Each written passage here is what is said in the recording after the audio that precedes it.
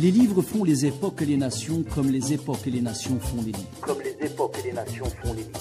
Pages africaines, l'univers des livres. L'univers des livres. Un espace quotidien pour évoquer cette littérature africaine. Son émergence, son évolution et son actualité.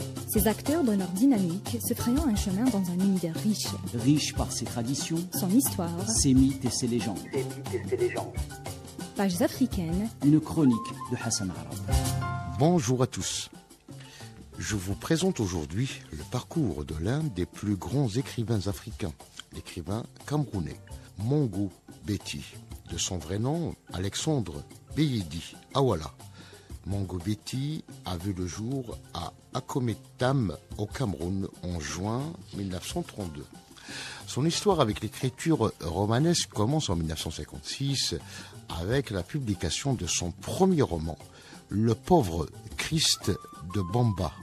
Ce roman qui a fait scandale dès sa parution évoque les contradictions des missionnaires dans le contexte colonial africain.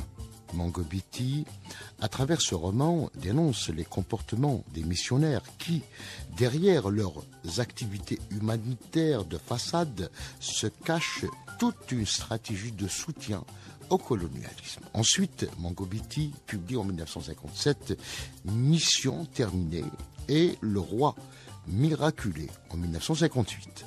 La guerre de décolonisation menée par les Camerounais durant les années 50 et 60 va l'inciter à entamer une réflexion sur le processus de décolonisation. C'est ainsi qu'il publie en 1972 un essai sur le néocolonialisme intitulé « Main basse sur le Cameroun, autopsie d'une décolonisation ». Ce livre est alors censuré par les autorités françaises, mais aussi camerounaises, sur la demande de Monsieur France-Afrique, Jacques Foccart.